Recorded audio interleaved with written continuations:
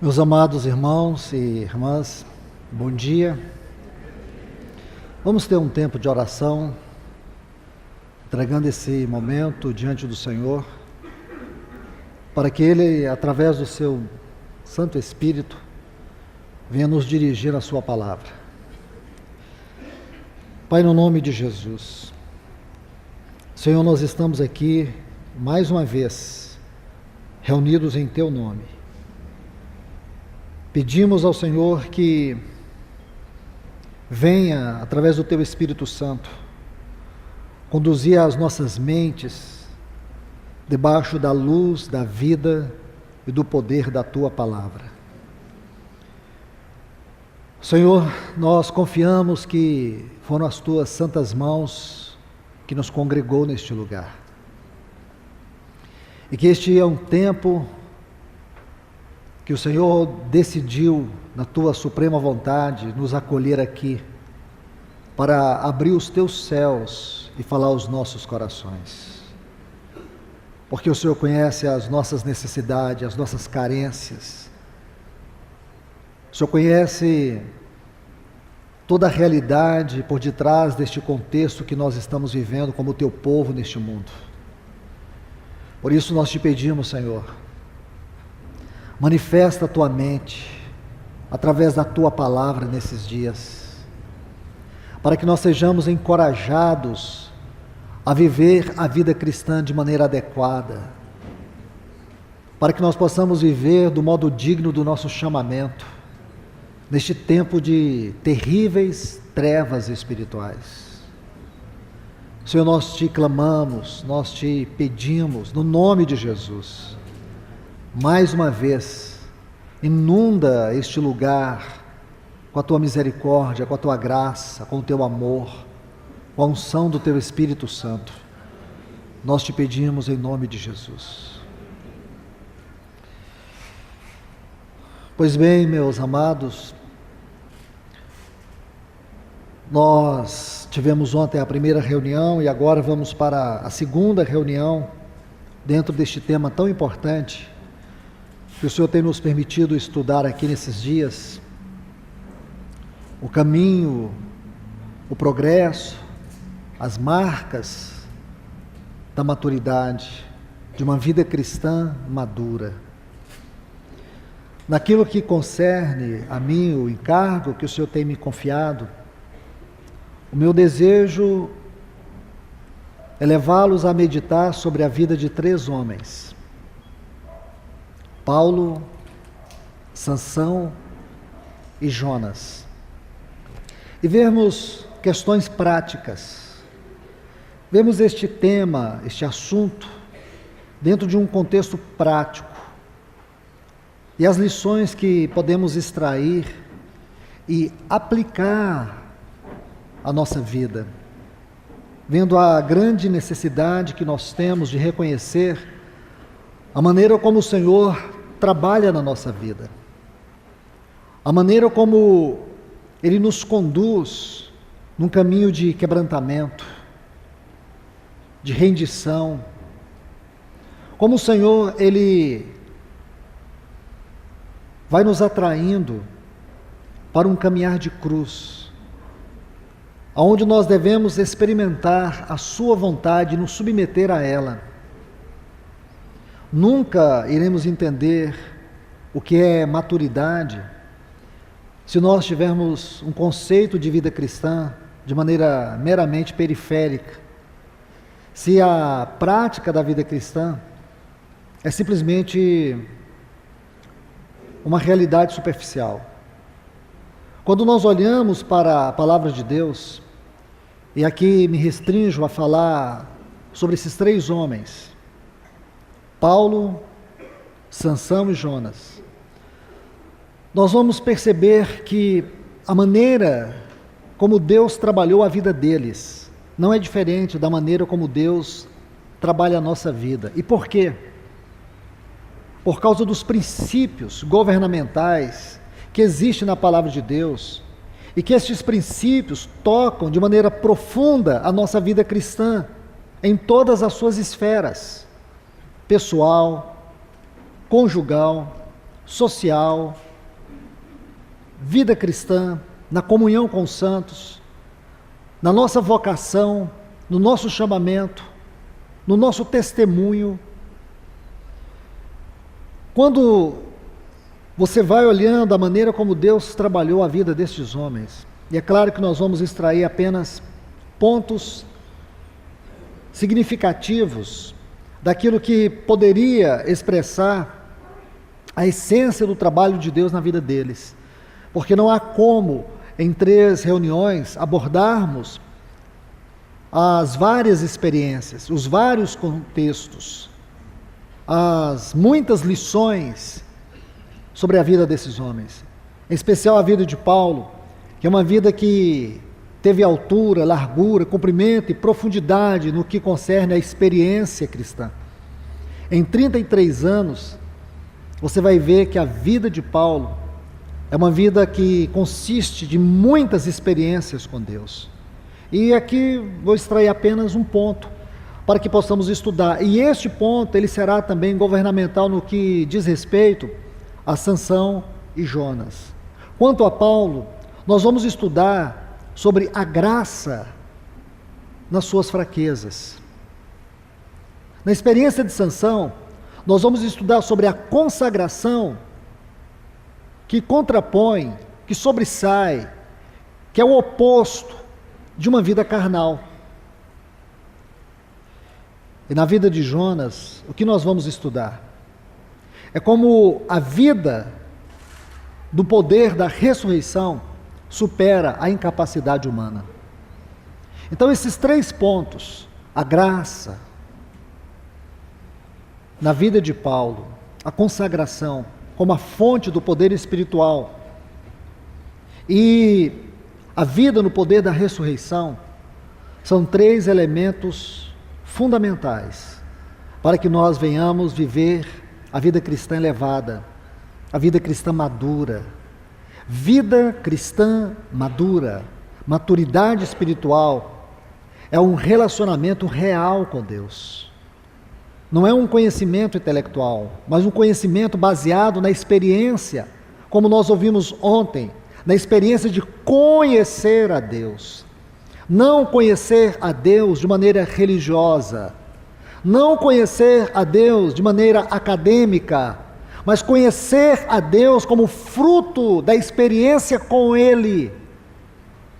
Se você toma a palavra de Deus, examina este assunto de capa a capa, se você elege a vida dos patriarcas, tomando depois, considerando aí a vida de Moisés, de Josué, a vida de Davi, e se você vai percorrendo toda a Bíblia, passando pelos profetas,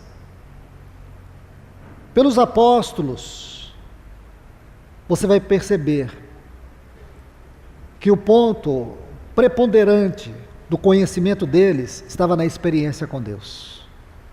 Não no quanto eles ouviram de Deus, mas o quanto eles ouviam de Deus. Não era sobre Deus, era do próprio Deus. Não é o quanto eles caminharam com aqueles que andavam com Deus, era o quanto eles mesmos andaram com Deus. Porque o grande risco, irmãos, é que a nossa espiritualidade é baseada na sombra de outros, que a profundidade da nossa vida cristã está simplesmente baseada naquilo que outros viveram, e podemos correr o risco de achar que andando com pessoas que consideramos aí gigantes espirituais, pessoas de maior profundidade espiritual, isso nos fará bem no sentido que também poderá respingar sobre a nossa vida um pouco da espiritualidade deles. Lamentabilíssimo engano, se é que você pensa assim. Espiritualidade é uma experiência pessoal. Pessoal. E se almejamos e devemos almejar, é urgente, meus irmãos e irmãs, é urgente que nós venhamos almejar maturidade. Nenhum cristão deve se gabar de ser um bebê, de ser um neófito, ou permanecer, porque o neófito é um recentemente plantado, um recém-convertido. Eu creio que essa não é uma experiência contínua na nossa vida. É uma experiência passageira. Nós precisamos avançar. Se na vida cristã não há avanços significativos, podemos dizer assim, avanços ascensionais, que vão te elevando, que vão te tirando da superficialidade. Porque se você estagna na experiência, aquela experiência, ela vai se tornar um dia um pântano. É ali que você vai naufragar. É ali que a apostasia vai te engolfar. A vida do cristão é como a luz da aurora, que vai brilhando, brilhando até a maturidade. Quando você estuda a história das 42 estações da peregrinação do povo de Israel pelo deserto, são 42 estações no período de 40 anos. Se você observar a geografia daquela região, você vai ver que, se eles caminhassem desde Ramsés no Egito, em direção à esquerda, em linha reta, eles chegariam em Canaã em 3 meses. Porém, Deus fez o contrário. Deus fez com que eles descessem à direita, bem abaixo, passassem lá pelo Monte Sinai e depois fossem subindo. E essa viagem depois, ela poderia durar 2 anos e 11 dias. Mas mesmo assim Deus não quis. Deus não quis o plano A de 3 meses, nem o plano B de 2 anos e 11 dias. O que Deus quis? 40 anos. Se você pensar, Deus cria o mundo em 7 dias. Por que Ele não podia gerar aquela nação e preparar aquela nação para entrar em Canaã tão rapidamente, em 3 meses? Porque não é assim a mente de Deus. A matemática de Deus, a mente de Deus, os pensamentos de Deus não são como os nossos pensamentos. Deus trabalha devagar porque tem pressa. Você vai entender isso? Ele pega as coisas que são e reduz a nada para confundir, torná-las pó. As coisas que não são, Deus ainda reduz a nada para confundir as que são. Ele pega as coisas desprezíveis deste mundo para fazer o seu vaso. A mente de Deus, os pensamentos de Deus, não caminha na direção dos nossos pensamentos. Os pensamentos de Deus são mais elevados. O trabalho de Deus é profundo. Mas existe um detalhe muito importante que nós podemos extrair de todas estas experiências do deserto, na jornada do povo de Deus. É porque Deus está ensinando como Ele trabalha na nossa vida. Como Deus trabalha na nossa vida. Há muitos detalhes. Um outro que eu poderia colocar aqui e faço agora é a demonstração que a nossa natureza é tão dura, a nossa natureza é tão resistente ao trabalho de Deus. Quem precisa do tempo não é Deus, quem precisa do tempo é nós. Porque se Deus não usasse o tempo ao nosso favor, nós já estaríamos consumidos. E é vendo o tempo de Deus e a maneira como Ele trabalha em nós, é que experimentamos o milagre da longanimidade de Deus, da sua benignidade. E graças a Deus por isso, irmãos. Porque a maturidade é um processo extraordinário na vida cristã. E nós precisamos anelar ardentemente por uma vida cristã madura.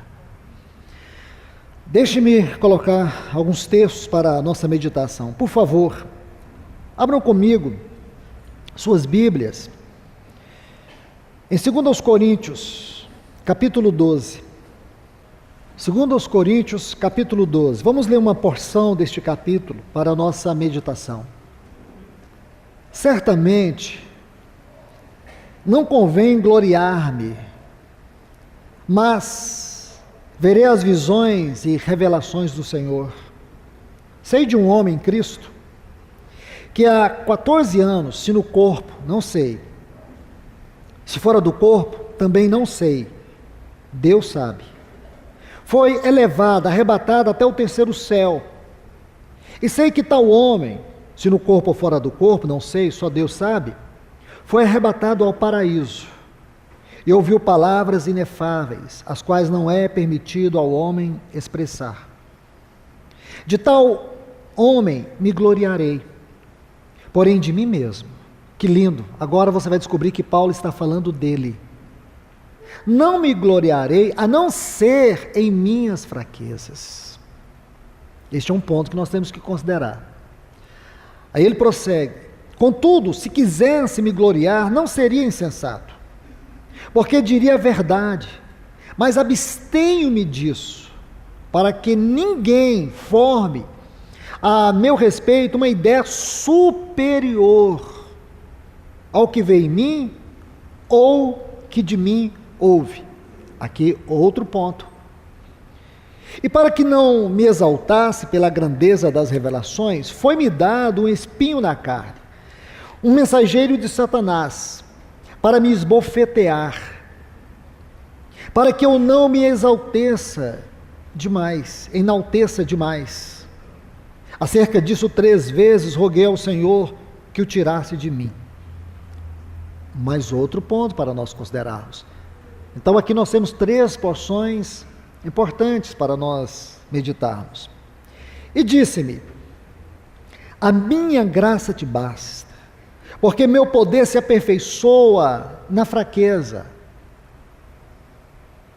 Para que habite em mim o poder de Cristo, pelo qual, por amor de Cristo, comprazo-me nas fraquezas, nas afrontas, nas necessidades, nas perseguições, nos apertos, porque quando sou fraco, então sou forte. Essa é a 4ª parte para a nossa meditação. Então vamos observar aqui estes pontos que vimos nesta leitura. Primeiro, Paulo vai nos mostrar de uma grande experiência que ele teve.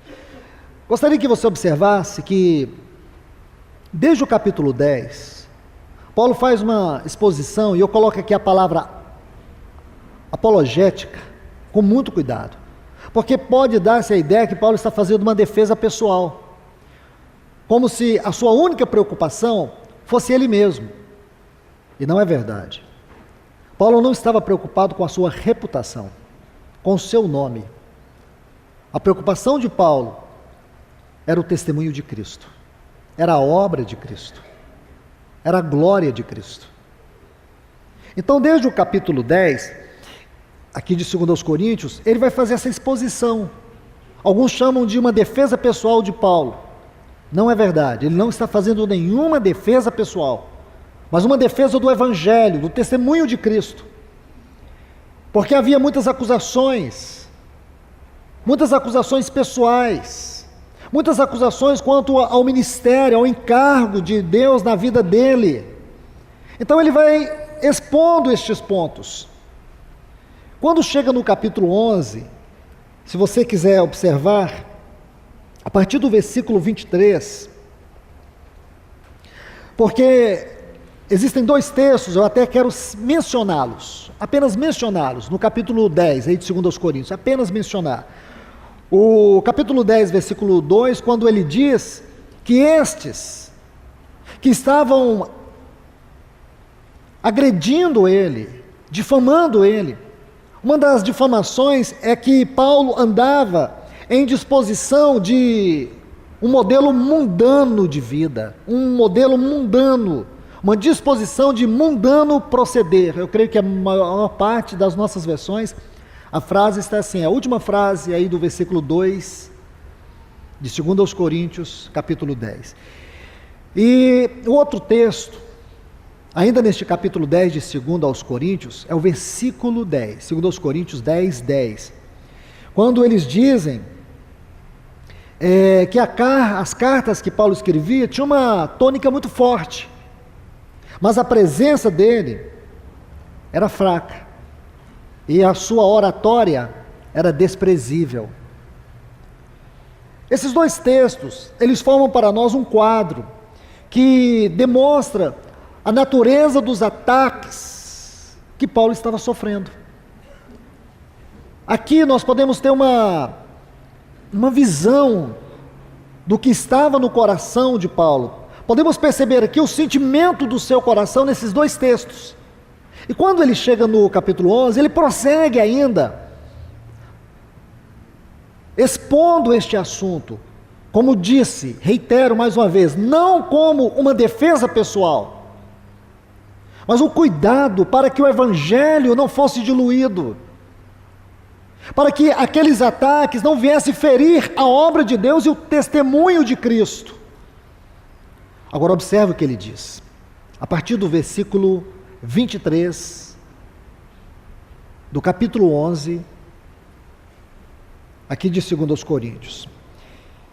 Ele diz, são ministros de Cristo, falo como fora de mim. É importante observar esses parênteses que Paulo faz aqui nesses capítulos. Ele faz alguns.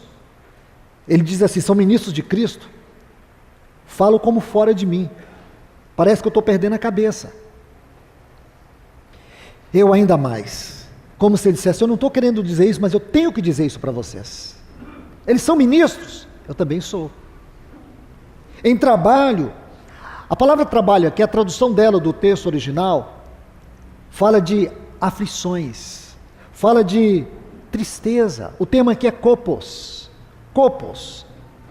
Ele está dizendo assim, o sentido, a conotação correta da frase, ele está falando de trabalhos exaustivos que trouxe a ele aflições, tristezas. Não é um trabalho qualquer, é um trabalho de quem doou sua vida.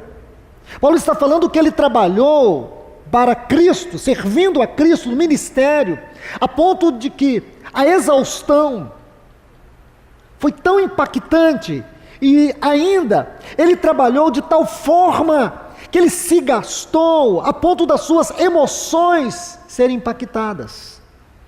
Por que eu estou dizendo isso, irmãos e irmãs?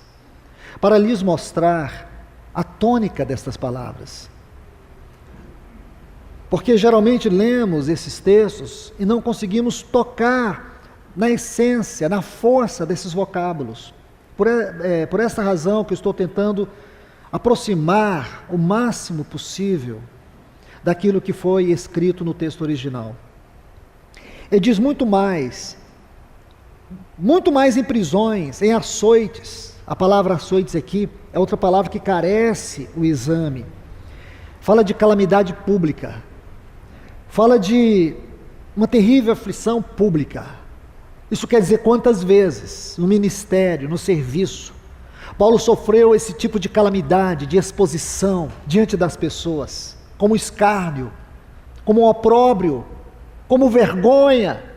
Quantas vezes ele foi açoitado publicamente, no meio de roda, como que escarnecedores, zombando, enquanto ele estava sendo açoitado. E quem era Paulo, irmãos?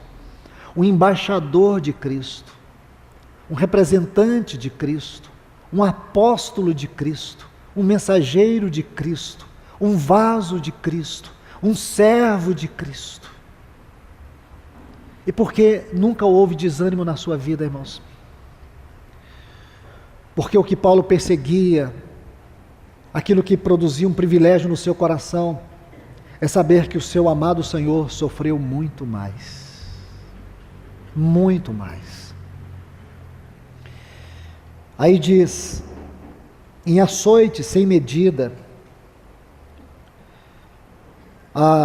Essa frase sem medida, o texto original quer dizer assim, acima de toda medida. Havia uma medida para os açoites de criminosos, dos rebeldes, daqueles que eram julgados, condenados, denunciados no Império Romano. O que Paulo está dizendo que os açoites que ele sofreu era acima da medida. Enquanto todos os criminosos tinham uma medida, Paulo recebia açoite acima deles. Versículo 24 diz, deixe-me terminar o versículo 23. Em perigos de morte, muitas vezes. Versículo 24, 5 vezes recebi do judeu uma quarentena de açoite menos um.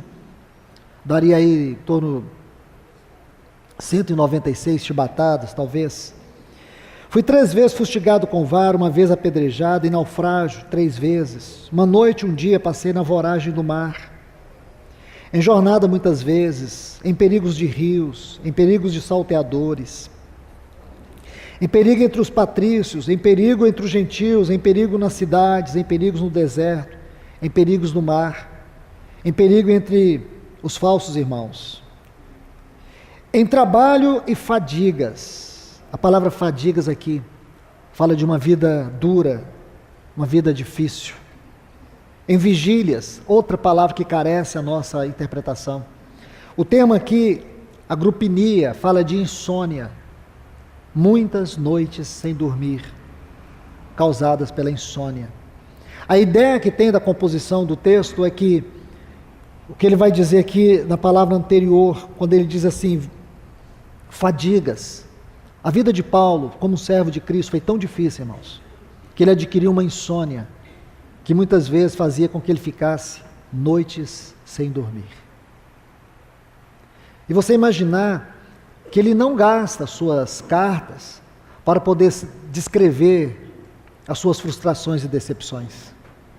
Ele não gasta as suas cartas para reclamar de tudo que ele passava. Ele faz uma exposição sobre isso de maneira pontual. Deixe-me terminar a leitura para que avancemos na palavra. Versículo 28 a 30. Além das coisas exteriores, há o que pesa sobre mim diariamente. Agora, isso pesa, irmãos. Isso esmagava. Esse assunto ele vai abordar muitas e muitas vezes. Ele vai dizer, o que pesa sobre mim. Se você contrastar isso com o que ele havia dito, ele quer dizer o seguinte, sabe o que pesa? Vocês querem saber o meu sofrimento? Vocês querem saber a minha dor? Vocês querem saber o que me angustia, o que me desanima às vezes, que me abate, que faz com que um fogo queime nos meus ossos? Vocês querem saber? Não são as fadigas, não são os açoites, não são os naufrágios, não são os perigos que passei no deserto, em todos os lugares, não são essas coisas. Ele chama isso, sabe como? De coisas periféricas. Você quer saber o que me esmaga, o que dói? Aí ele vai dizer, é a preocupação com todas as igrejas. Aí ele vai dizer, observe essas frases aqui. Quem enfraquece, que eu não enfraqueça. Sabe o que significa essa palavra enfraqueça? Sentir dor nos ossos. Paulo está dizendo assim, que ele sentia dor nos seus ossos pela igreja. Quem se escandaliza ou tropece para que eu não me inflame. Esta é uma outra palavra que necessita ser traduzida. O sentido aqui, fogo que queima nas minhas entranhas. Quer dizer, quando alguém tropeçava, quando Paulo tinha notícia de um irmão que tropeçou, ele sentia como que um fogo queimando as suas entranhas. Então, meus irmãos, quando você lê todos esses textos, aí você volta aqui para o versículo 10, segundo aos Coríntios, capítulo 12, versículo 10, ele faz um pequeno resumo de tudo isso. Ele vai dizer assim, pelo qual, por amor de Cristo, com prazo nas fraquezas, nas afrontas, nas necessidades, nas perseguições, no aperto, porque quando sou fraco, então sou forte. Então, se esse versículo 10, e esta é hermenêutica, não adianta ficar inventando, irmãos, não adianta ficar forçando o texto para ficar querendo achar o espinho na vida de Paulo. Aqui está o espinho. Você pode fazer deduções, você pode criar imaginações, especulações, porém, biblicamente falando, hermeneuticamente falando, você não pode fugir do contexto, e o contexto é uma das leis da hermenêutica, a observância dele. Então, quando você quer entender o que era o espinho na vida de Paulo, aqui está a resposta. A resposta é esta. Todo este quadro, desde o versículo 23, de 1 Coríntios, de 2 Coríntios, capítulo 11, você vai ver que este é o espinho. Ele chama de um mensageiro, de uma mensagem aqui. Sabe o que quer dizer, irmãos? Que todas essas terríveis angustiantes, experiências que Paulo passava, era uma mensagem. Isso para ele tinha uma mensagem, tinha conteúdo. Não era o sofrimento pelo sofrimento, não era a perseguição pela perseguição, não era a reprovação pela reprovação. Para ele tudo isso era uma mensagem. Por mais que fosse negativa, ele transformou isso na sua vida em uma experiência de crescimento, de maturidade. Porque nós ficamos, irmãos, no limite aqui, em nos tornarmos amargos, aborrecidos, desanimados, ou por outro lado, gratos a Deus, pelas duras experiências que nós passamos. Meus irmãos, sinceramente, falo isso debaixo das mãos do Senhor. Às vezes eu sinto vergonha de ser quem eu sou, diante de Deus e servindo ao Senhor, quando eu olho para estas biografias. Meditando sobre a biografia de John Owen, viveu entre 1616 a 1683, considerado um dos maiores teólogos da Inglaterra. Quando você estuda a vida desse homem, sua capacidade intelectual, sua vida espiritual, ele era um puritano, piedoso, um homem que amava o Senhor de uma maneira tão especial, amava a palavra de Deus. Ele teve 11 filhos. Ele enterrou os seus 11 filhos e a sua esposa. E a gente reclama porque hoje eu amanheci com a unha encravada e não dá para estar na reunião. Hoje o primo da minha tia não está muito bem, então eu não pude ter muito tempo de comunhão com a palavra, estava ocupado com essas coisas. Irmãos, eu estou exagerando, mas veja quantas coisas nós julgamos que é uma montanha que nós temos de problema. E olha para a biografia dessas pessoas. Você enterrar 11 filhos, enterrar sua esposa, e continuar olhando para o autor e consumador da nossa fé. Meus irmãos, essa é uma cultura em que tudo se baseia na superficialidade. As pessoas se gabam de ter 2.000 amizades, 2.000 amigos no Facebook, mas não conhece um pessoalmente. As coisas estão ficando muito na esfera da superfície. Nós somos uma geração que cultuamos banalidades, frivolidades. Nós estamos perdendo o senso do celestial, da vida profunda. Nós estamos perdendo o senso daquilo que é a vida cristã, segundo o padrão de Deus e não segundo o nosso padrão. Quando você lê na palavra de Deus, você vai perceber que aqueles cristãos, eles tinham uma visão do celestial, eles tinham uma conotação da eternidade, eles tinham uma realidade eterna dentro deles, e é uma verdade para todos nós. Eclesiastes 3 diz que Deus colocou a eternidade dentro de nós. Jesus disse para aquela mulher samaritana em João 4, que dentro de nós, dentro dela e de cada um de nós aqui, se você crê no Senhor, vai formar um rio de águas vivas que vai saltar para a eternidade. Ele vai expor isso de maneira doutrinária em João 7. Ele diz: quem crê em mim, como diz as Escrituras, do seu interior fluirão rios de águas vivas. Ele estava falando do Espírito Santo que viria nos habitar. E quando você abre Apocalipse no capítulo 22, você vai ver que do trono de Deus flui um rio de água viva. Irmãos, nós não podemos tomar a palavra de Deus e fazer uma miscelânea de interpretação. Tem que ter uma lógica, tem uma linha, tem uma ordem de interpretação. Nosso Senhor não pode falar coisas diferentes num lugar, do outro lugar, sendo o mesmo assunto. Quer dizer que o que Ele falou para a mulher samaritana foi o que Ele expôs ali em João 7. Isso não pode ser diferente do que está dizendo Apocalipse, que aquele rio que flui do trono de Deus é o rio que veio inundar o nosso coração, é o rio do Espírito, é a pessoa do Espírito.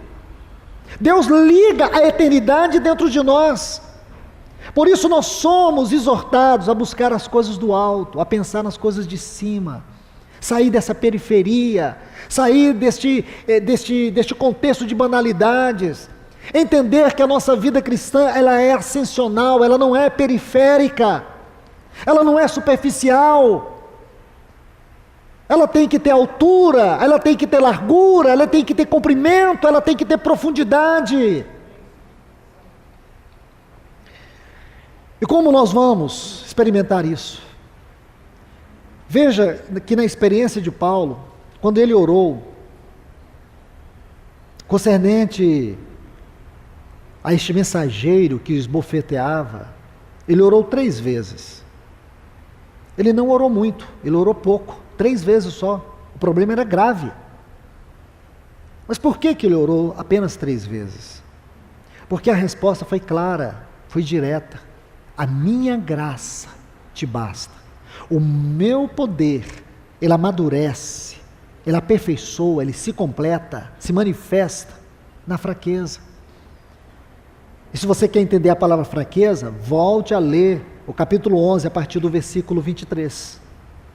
Aí está a designação de fraqueza.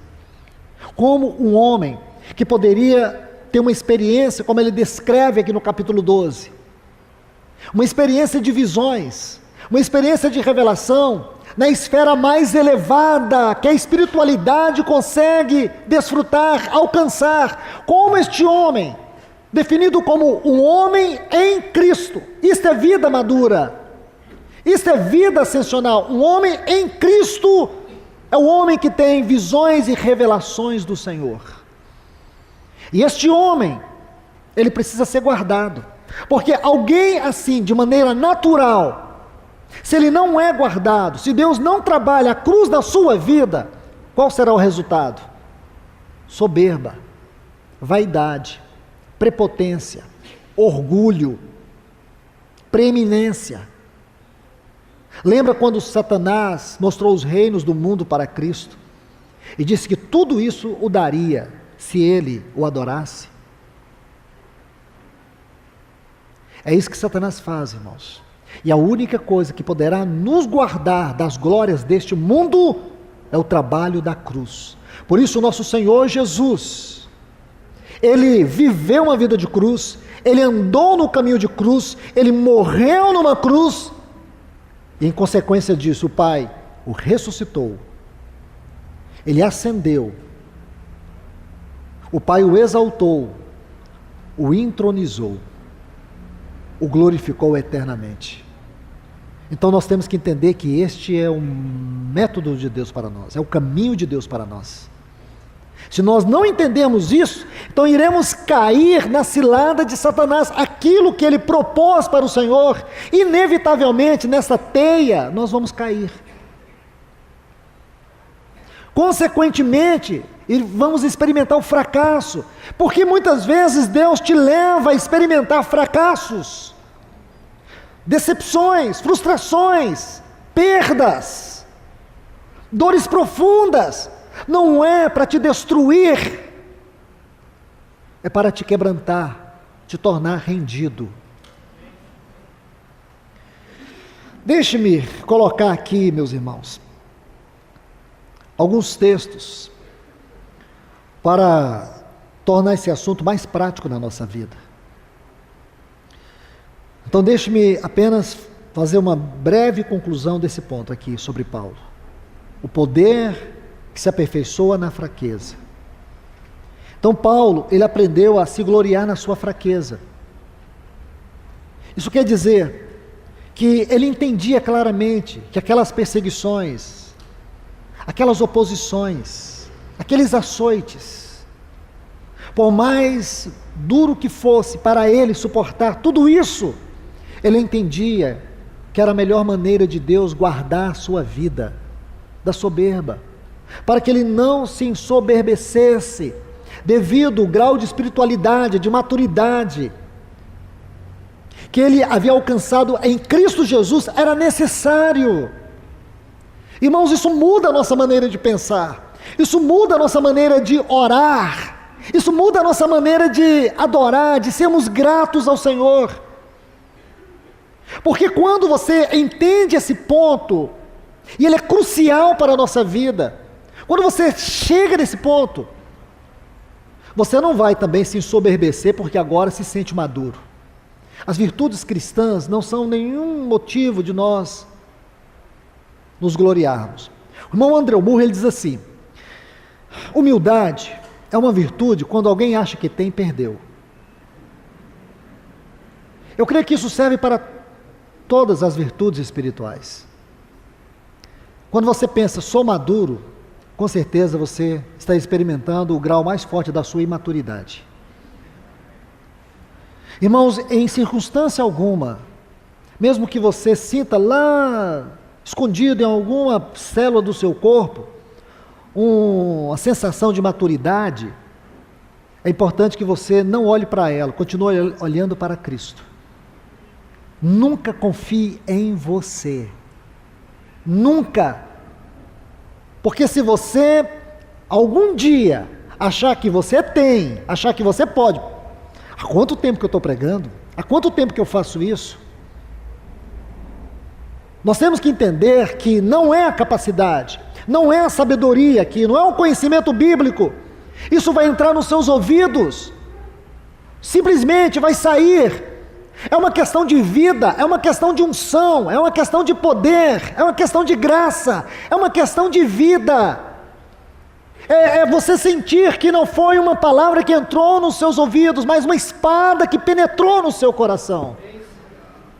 Se nós perdemos a consciência do que é isso, irmãos, então nós estamos fazendo uma coisa secularizada, uma coisa sem sentido, uma coisa sem vida, uma coisa que espiritualmente não tem propósito, não tem peso, não tem realidade.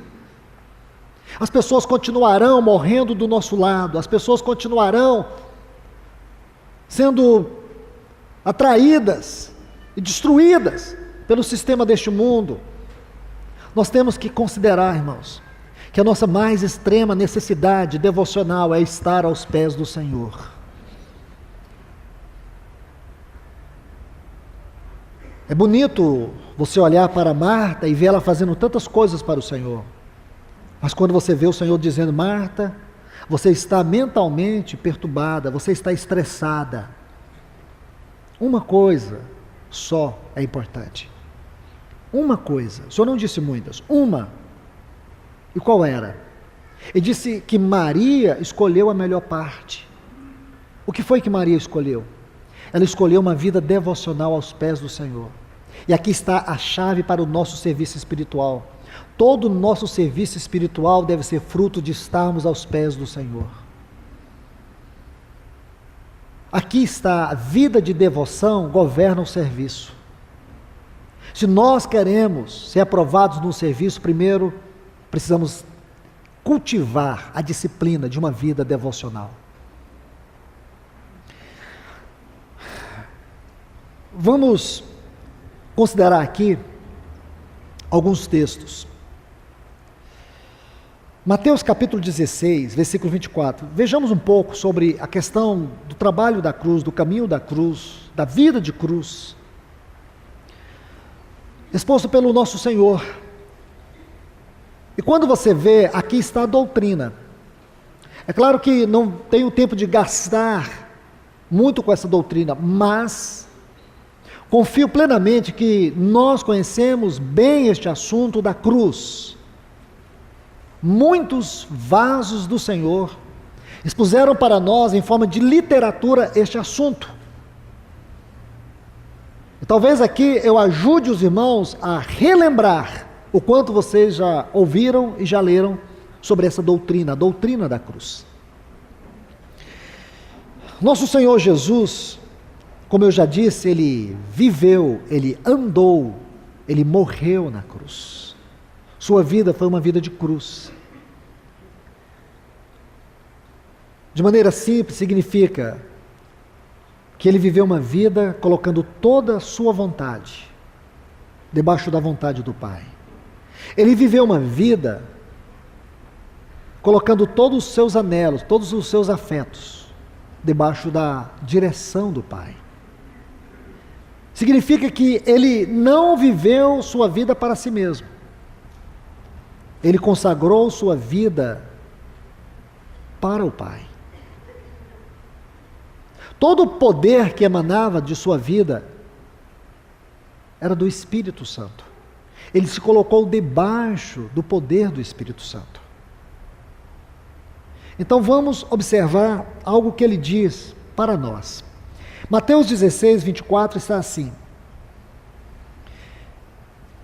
Então disse Jesus a seus discípulos: se alguém quer vir após mim, observe essa frase, negue-se a si mesmo, tome sua cruz e siga-me.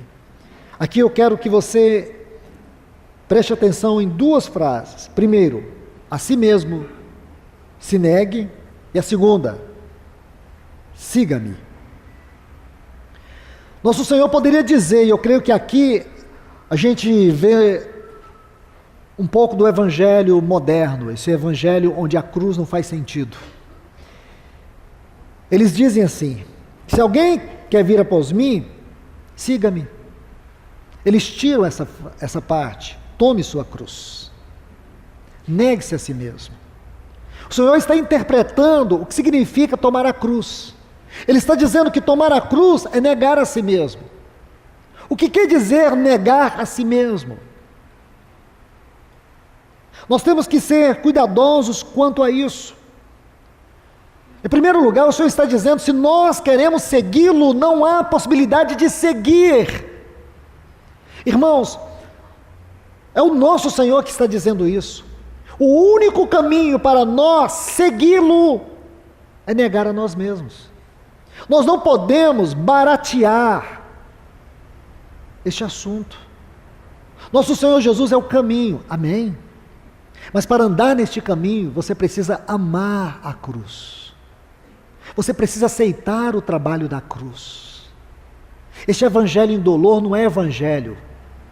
É um outro conceito religioso, que tem como único objetivo tornar as pessoas religiosas e levá-las a viver uma vida superficial e nunca ascensional. Fazer com que os seus afetos, os seus anelos, estejam restritos aos valores deste mundo e não aos valores celestiais. Então esse não é o evangelho que Cristo nos deu.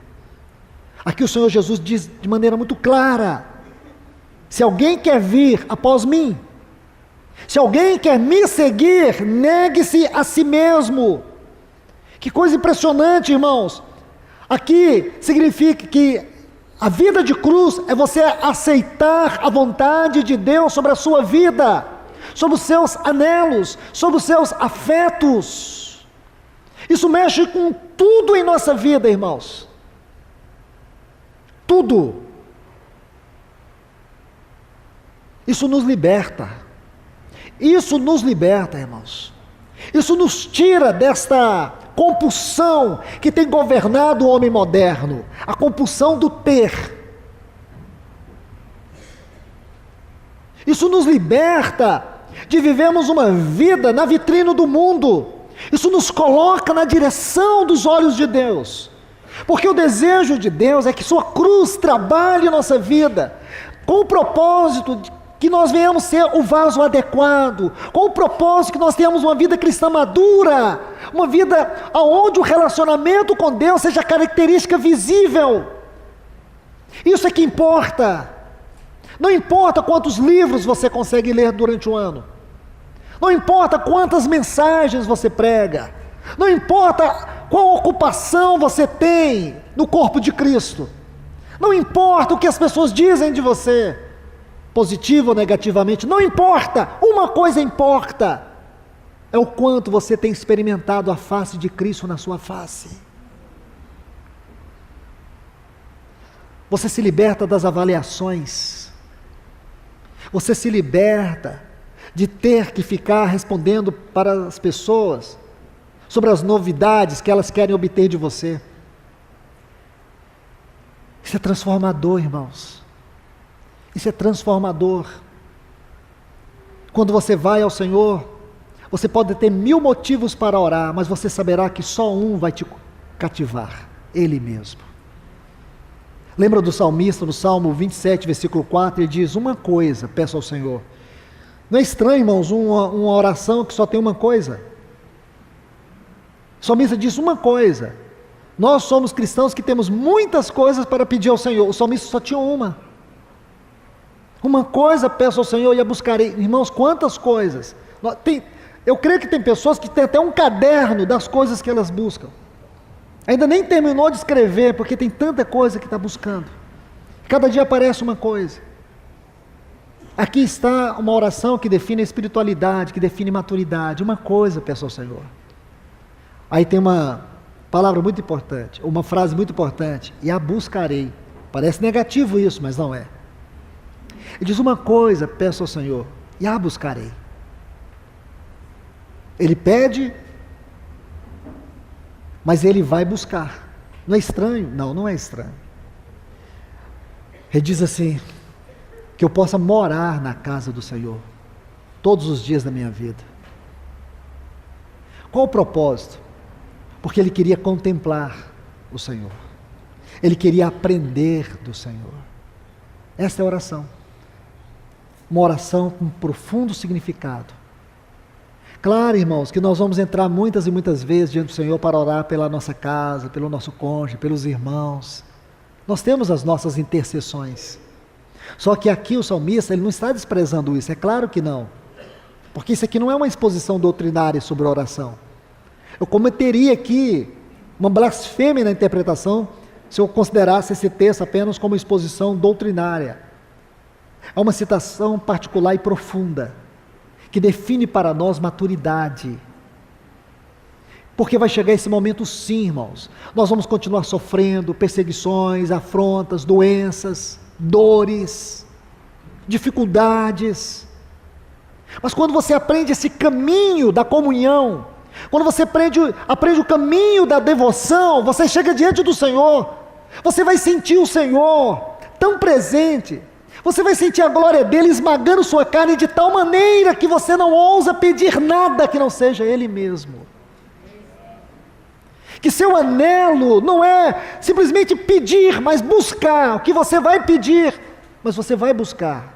E o que você vai buscar? Contemplar o Senhor na minha dor, contemplar o Senhor nas perdas, contemplar o Senhor nas minhas fraquezas.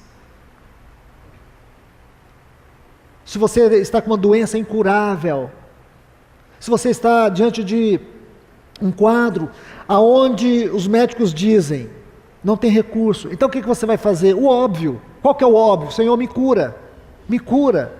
Aí a oração vira uma obsessão: me cura, me cura. Aí os irmãos todos juntos: Senhor, põe tuas mãos, cura, cura. Meus irmãos, mas se você conhece este caminho da maturidade, do crescimento, da experiência com Deus, do face a face, você vai ver que a cura vai ser a menor coisa, a coisa mais pequena que Deus poderá fazer na sua vida. Te dar a cura é a menor coisa, porque Ele te deu a cura, você está curado. Amanhã você vai ser capa de jornal? Aí você vai pregar a sua cura? Você acredita que você falando da sua cura, você inspira a fé nos outros? Porque se é assim, irmãos, nós contradizemos a palavra de Deus em seu aspecto prático da experiência, da doutrina. Aí você vai perceber que não é isso, irmãos. Esse Salmo 27, aí ele passa a te levar a refletir sobre a condição da sua própria vida, o que você busca. Você pode orar, você pode ter muitos assuntos, mas quando você sentir a face de Deus na sua face, essas coisas se tornam palha. Você vai buscar o Senhor mesmo. E se você tiver com uma doença terminal, com certeza você vai dizer assim: eu quero ir embora, eu não quero ficar. Não ore para Deus me curar. Eu quero ir embora. Porque a gente fala tanto do Senhor que a gente quer partir para o Senhor, mas pega uma gripe e já coloca no WhatsApp de oração: irmãos, estou gripado, ore por mim. Irmãos, não é uma contradição. Não estou dizendo que nós agora não vamos mais orar uns pelos outros, não estou dizendo isso. Eu creio que nós temos que orar, mas quando você sentir a face de Deus na sua face, quando você sentir a palavra de Deus na sua oração, você chegar nesse santo templo da presença de Deus, você vai esquecer que você tem problema. Porque você vai sentir o que é buscar as coisas do alto, onde Cristo está sentado à destra de Deus. Então aqui está a exortação. Negar a nós mesmos. Quantas vezes nós não negamos, irmãos? Quantas vezes nós nos tornamos o centro da busca, o centro do santuário de Deus, o centro da contemplação.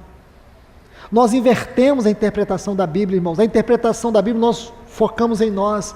A interpretação da Bíblia só vai se tornar revelação em vida quando você focar em Cristo. Porque Ele é a chave de toda a interpretação desta palavra. Compreende, irmãos? Isso muda a nossa maneira de ser. Isso muda a nossa maneira de viver e de ver as coisas. Você vai começar a ver todas as lutas. Foi o que Paulo fez. Porque houve nele um superabundar de graça, a ponto dele olhar para as suas fraquezas e sentir feliz. Havia um mensageiro de Satanás que o esbofeteava, mas isso não o deprimia.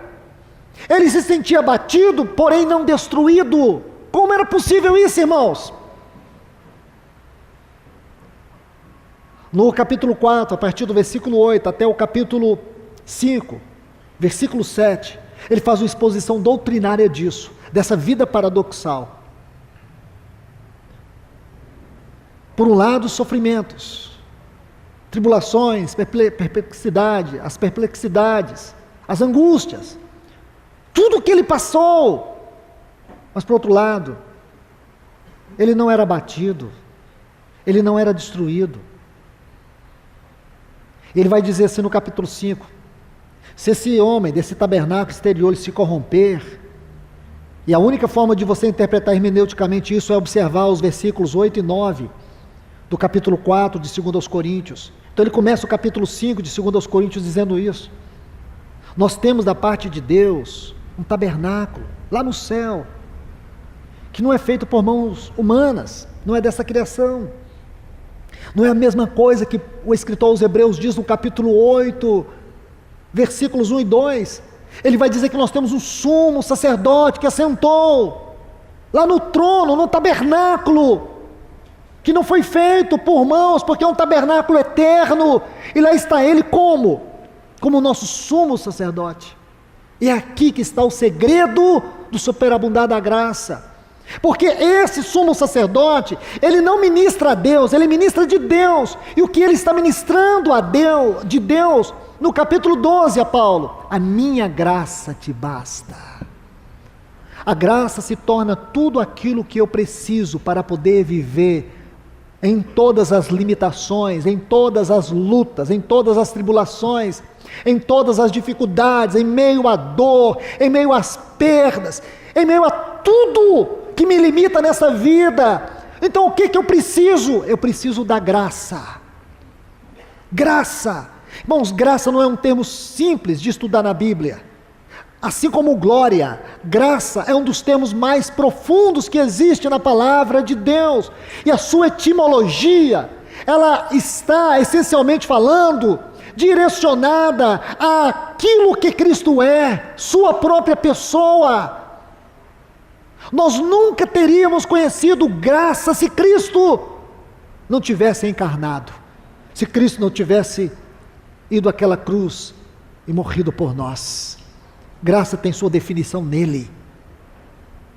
Deus diz para Paulo: a minha graça te basta, o meu poder se aperfeiçoa na fraqueza. Então, por um lado, fraquezas, por um lado, limitações, perseguições, por outro lado, graça, uma vida elevada. E era esta graça que habilitava Paulo a viver a vida cristã celestial, mesmo nessa terra. Conheço um homem em Cristo, se fora ou no corpo eu não sei, só Deus sabe, mas que entrou nos mais altos céus. Como é possível viver uma vida nos mais altos céus e ainda ser esbofeteado pelo diabo? Aí você pode dizer: tendo um bom psicólogo. Claro que não, irmãos.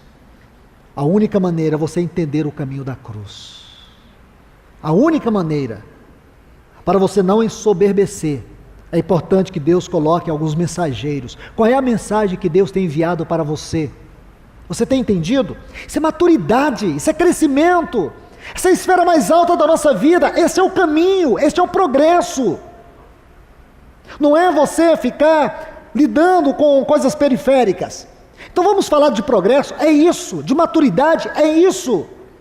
E a doutrina está aqui. Você quer me seguir? Irmãos, essa frase, seguir o Senhor, ela implica muitas coisas. Você não pode reduzir o significado e o peso dessa frase. Se alguém quer vir após mim, a si mesmo se negue. Tome sua cruz e siga-me. Você quer seguir o Senhor? O que quer seguir o Senhor? Se nós temos que seguir o Senhor como o Cordeiro, onde quer que Ele vá, nós precisamos saber onde é que Ele está. Porque se nós queremos segui-lo, não significa que nós vamos simplesmente viver aqui na terra, vivendo uma vida piedosa, isso é maravilhoso, é correto, é o padrão, ser de santos. Mas o que o Senhor quer nos mostrar, que nós podemos segui-lo na experiência da sua vida, desfrutar da sua vida. Ele prometeu, Ele disse, que Ele desejaria que nós pudéssemos estar aonde Ele estava, porque aonde estou vocês não podem ir agora, mas eu vou à frente. Ele foi e abriu o caminho. O escritor aos Hebreus, no capítulo 10, versículo 19, ele escancara esse assunto para nós, e não é um assunto simples, irmãos. O que está no versículo 19 de Hebreus 10, você tem que começar a estudar desde o capítulo 8, porque aqui ele vai fazer a exposição doutrinária. Em síntese, significa que o nosso Senhor Jesus é o nosso sumo sacerdote, que entrou no trono da graça, da glória eterna. Esse trono, ou templo, é onde o nosso Senhor está, é o templo eterno. Esse assunto também não é simples, irmãos, porque você vem estudando isso desde o Velho Testamento, e aquilo que Deus tinha para nos falar era que Deus é um grande templo, constituído de 3 pessoas, Pai, Filho e Espírito Santo. Assim também Ele nos criou, tripartido, corpo, alma e espírito. E Ele deu uma visão para Moisés no tabernáculo, tripartido, átrio, lugar santo e lugar santíssimo. Porém, irmãos, tudo isso Deus queria falar, sabe de quê? Comunhão. Deus é um templo, esse templo é um templo de comunhão. Nós fomos chamados para este templo, nós fomos chamados para esta comunhão. Esse assunto, irmãos, ele é amplo na palavra de Deus. Se você estudar o livro dos Salmos, é onde mais você vai encontrar alusão ao santuário, ao templo, à habitação celestial. Quando você estuda o livro dos Salmos, tendo em vista esta doutrina do santuário eterno, da comunhão elevada, da vida cristã, no seu aspecto mais elevado, você vai se deparar com muitas citações: tabernáculo, tabernáculos, habitação, aquele que habita no esconderijo do Altíssimo, à sombra do Onipotente descansará. Você vai ver que a mensagem dos Salmos é uma vida elevada, a mensagem dos Salmos é uma vida nos mais altos céus. Então não é novidade para nós, e nem deve ser surpreendente, ver Paulo dizendo da sua experiência. A experiência de Paulo é a experiência de um homem em Cristo. A experiência de um homem em Cristo é a definição de uma vida madura. Uma vida madura deve ser a nossa perseguição espiritual, deve ser, irmãos, atrevo-me a dizer, deve ser a nossa obsessão espiritual, viver uma vida madura. E uma vida madura não se vive sem o caminho da cruz. Se nós queremos seguir o Senhor, e seguir o Senhor não é simplesmente um caminho restrito à nossa vida nesse mundo. Seguir o Senhor é desfrutar de tudo aquilo que Ele é, e desfrutar de tudo aquilo que Ele é, precisa ser baseado no conceito que o nosso Senhor Jesus está sentado no trono de glória, num tabernáculo eterno, e eu e você podemos entrar nesse tabernáculo e desfrutar da sua vida em nós, mesmo aqui nessa terra.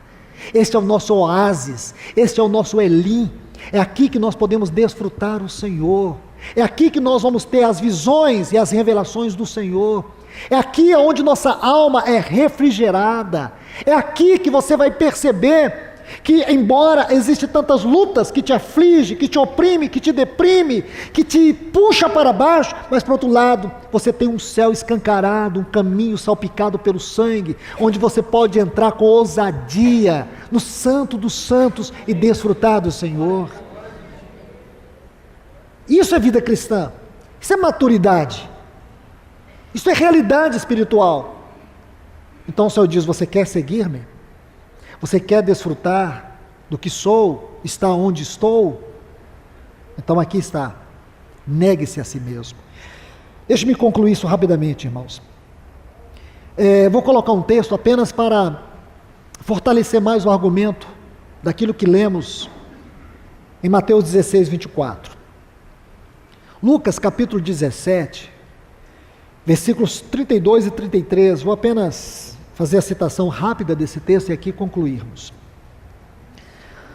Lucas 17, 32 e 33, você vai encontrar o seguinte: lembrai-vos da mulher de Ló. Quem quiser preservar a sua vida, perdê-la-á. E quem perder, de fato a salvará. Aqui desejo destacar alguns pontos destes textos. Primeiro, preservar a sua vida. Se você examinar o termo vida neste texto, vai falar de alma. Alma, não é vida biológica. Aqui fala da vida no seu sentido de afetos, alma, desejos, afeições. Agora observe, o que o Senhor diz? Preservar. Você quer preservar os seus anelos, os seus desejos? É isso que te governa? É isso que te domina? Preste atenção nisso. Você quer preservar? É isso que você coloca em alta?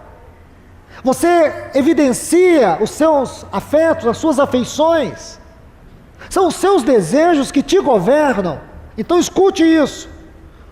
O Senhor diz que você vai perder sua vida. Olha o que ele diz: quem quiser preservar a sua vida vai perder. Você vai perder, há uma perda. E ele colocou aqui uma ilustração muito significativa: a mulher de Ló. Então você deve se lembrar muito bem da mulher de Ló. Vivia numa geração corrupta, pervertida. Uma geração, falando no aspecto moral, um pouco melhor do que a nossa. Porque se os moradores de Sodoma e Gomorra vivessem nos nossos dias, eles iam ficar escandalizados. Agora você imagina que aquela mulher, a mulher de Ló, é importante você examinar os textos, eu não quero entrar em detalhes aqui. Quando eles saíram de Sodoma, a indicação espiritual é que Sodoma não saiu dela. Os seus afetos, os seus anelos estavam em Sodoma. Quando a Bíblia diz que ela olhou para trás, o texto hebraico indica, não é que ela virou o seu rosto para trás, de forma alguma.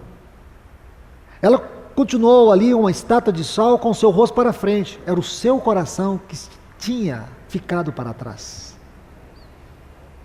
Ela saiu de Sodoma, mas os seus afetos estavam em Sodoma. A Bíblia diz que aonde estiver o nosso tesouro, aí está o nosso coração. Se o nosso tesouro, se os nossos valores, se os nossos afetos estão nesse mundo, é aí que está o nosso coração. Então o que o Senhor quer dizer? Ele vai falar aqui, ele usa a palavra salvará. Esta palavra é importante, irmãos, que ela tem um sentido de libertação. O que indica, se você examinar cuidadosamente Lucas 17, que a mensagem aqui é escatológica, a tônica aqui é escatológica. O Senhor está dizendo do livramento, do julgamento do Senhor sobre Sodoma. Quando o Senhor julgou Sodoma, Ele tirou Ló e sua família. Porém, a esposa de Ló Ela se tornou uma estátua de sal. Escute isso, irmãos. Aí o Senhor está dizendo, se você ama os seus afetos, se os seus afetos, como os afetos da mulher de Ló, estão neste mundo, você vai se perder, você não vai experimentar a libertação, os cuidados de Deus, porque quando Deus vier julgar este mundo, irmãos, olha o que está em Apocalipse 3:10, porque guardaste a palavra da minha perseverança, também eu te guardarei da hora da tribulação que virá para provar todos os moradores da terra. A promessa é que Deus vai nos guardar. Nós temos uma promessa, irmãos, veja o que está neste mundo hoje. O atual contexto que nós estamos vivendo é de uma terrível convulsão social. É como se nós escrevêssemos que estamos à beira de um abismo social, de extrema insegurança. A perversão está fora de controle. Então nós estamos vivendo uma crise generalizada em todos os sentidos. Isso não é para criar pânico não, irmãos. Nós temos uma promessa nesse texto. Se os nossos afetos estão nos céus, então temos a promessa do Senhor que Ele vai nos guardar. A palavra salvará aqui é sozo. Fala de libertação, fala de cuidado. Então se você entende isso, se você compreende isso, você saberá que seguir o Senhor, pagar o preço da nossa entrega, da nossa sujeição à sua vontade, dos nossos afetos, para andarmos no caminho da cruz, para vivermos a vida de cruz, para experimentar essa morte na nossa vida, como diz Paulo, dia após dia morro. Será que nós estamos dispostos a viver isso, irmãos? Eu não quero deixar você frustrado, porque talvez você ouviu o Evangelho de uma maneira errada. Alguém disse, olha, vai para Jesus que tudo vai ser mil maravilha. Você vai seu casamento vai melhorar, sua vida financeira vai ser uma bênção. Aí você está servindo o Senhor e você viu que seu casamento é um problema, que o seu cônjuge é um grande problema. A questão é que você está olhando segundo a ótica de Satanás. Quando você aprender a andar o caminho da cruz, você vai ver que todos os problemas na sua vida conjugal, é para tratar com esse coração maligno que você tem. Que o seu cônjuge não é o problema é o seu coração mesmo. Coração que não sabe amar quando não é amado, quando não é correspondido. Coração que tem uma extrema dificuldade de perdoar quando é magoado. Então você está vendo só o outro. Ah, mas é ela que faz isso, é ele que faz isso. Aí você depois, quando você chegar nesse ponto da maturidade, você vai ver, ô Senhor, obrigado por esses mensageiros que eu tenho no meu casamento, que me esbofeteia, Senhor. Porque eu tenho experimentado algo muito maior do que os meus fracassos, o poder da Tua graça. Isso é maturidade, isso é vida. Aí você vai ver que não é sua esposa ou seu esposo que tem que mudar, é você que precisa mudar. Você nunca vai ver o problema no outro, você vai ver que o problema que está vindo do outro, é porque Deus está vendo um grande problema em você, Ele está te guardando. Irmãos, isso muda a nossa maneira de ver tudo na nossa vida. Você vai ter uma visão tão diferente das coisas, que você não vai nem conseguir se entender, você vai precisar da graça do Senhor até para compreender você, o que está acontecendo comigo? Onde é que está aquele homem que falava que tudo parava? E agora, né, a palavra das mulheres, empoderamento. Eu sei que as irmãs aqui têm nojo, têm náusea dessa palavra, mas o mundo está amando isso. As mulheres mundanas estão sentindo que agora elas estão no controle. E os homens, o homem com H está sendo desconstruído. Ele é um banana que se reduziu ao tamanho de um controle remoto e vive esparramado no sofá 24 horas por dia. Isso é uma coisa maligna, irmãos. Não estou falando disso não, viu? Estou falando que você vai ver, especialmente nós homens, o quanto nós precisamos do amor de Cristo, e o quanto o amor de Cristo, a ausência dele, nos torna carnais e perigosos no nosso casamento, e o quanto nós precisamos exercer o papel de sacerdote, profetas, pastores no nosso lar, porque é muito fácil ser cristão aqui, irmãos. Se é nesse conceito, eu não vou perder uma conferência, porque eu quero que o Senhor venha me buscar quando eu estiver num culto, Porque se ele me buscar e eu estiver na minha casa, estou perdido.